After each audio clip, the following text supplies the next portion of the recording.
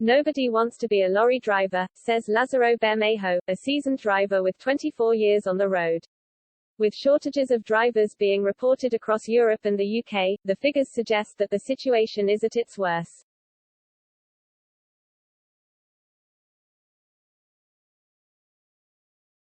In Europe, around 400,000 drivers will be needed in the next few years.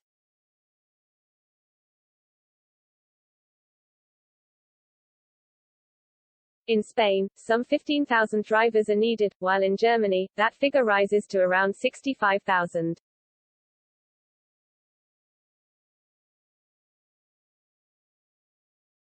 The UK is believed to be around 76,000 drivers short in order to fulfill its logistical needs.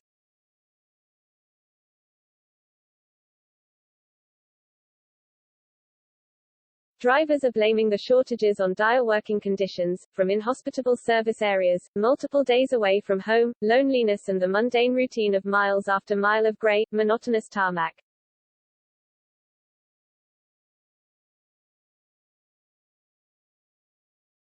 The worst thing is that you are always away from home, said Mr. Bermejo.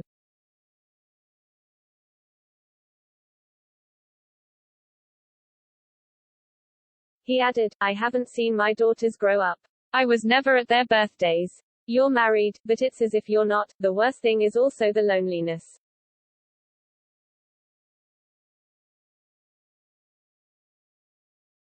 Speaking of how he tries to find company on the roads, Mr. Bermejo said, you look around to see if you're lucky and find another Spaniard and you snuggle up to him. Loneliness. You look back and you say to yourself, what have you enjoyed about life, about your family, always being here?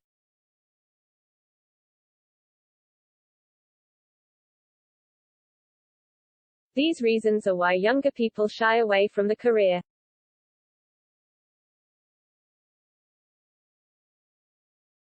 A report by the Deputy Secretary-General of the General Confederation of Freight Transport, CGTM, blames the lack of drivers on the unattractiveness of the profession.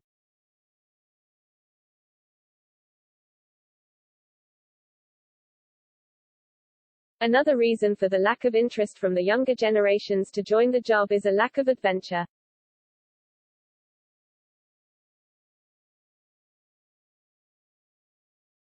Traveling the world, seeing new sights used to be restricted to certain careers, but now, argues Juan José Gil, Secretary-General of the National Federation of Spanish Transport Associations, Fenadisma, now young people can do it in a different way with cheap flights. We need to find other incentives to make the profession attractive again.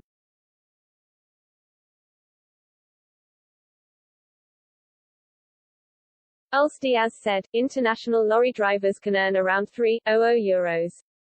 Those who deliver with vans may earn 1,500 or less, but they prefer it. In addition, the treatment of long-distance drivers is not good. There is insecurity in the service areas, which drives many women out of the job, and in many cases, drivers are forced to unload the goods themselves after 9 hours of driving.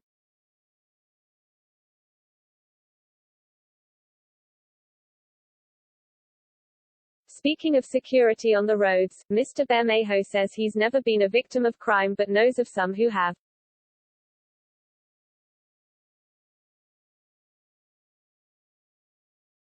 He explained, it's a self-defense spray. When you're asleep, in the cabin, they spray you through an open window, and the person inside is stunned. Then they pick the lock and come in. My partner saw them come in, but he was asleep. They stole his mobile phone, his cards, his computer, everything. And he couldn't do anything about it.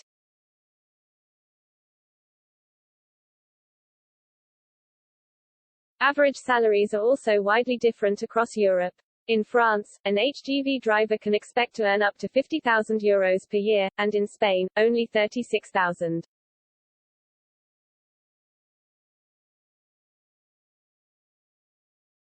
Some British firms are offering up to £72,000 per year for new HGV drivers.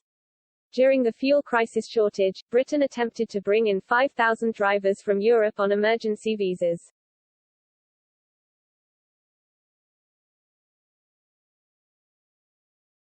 However, the tactic failed with very little interest, resulting in the army stepping in to deliver fuel across forecourts in Britain.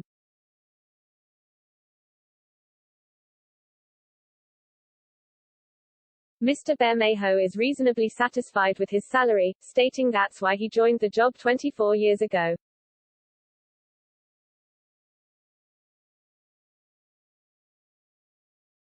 He concluded, for me, who didn't want to study, it was either going to the orchard to pick lemons and earn €1,000 or getting on the lorry and earn more.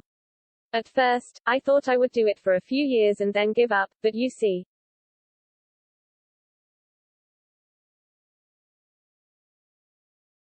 Additional reporting by Maria Ortega.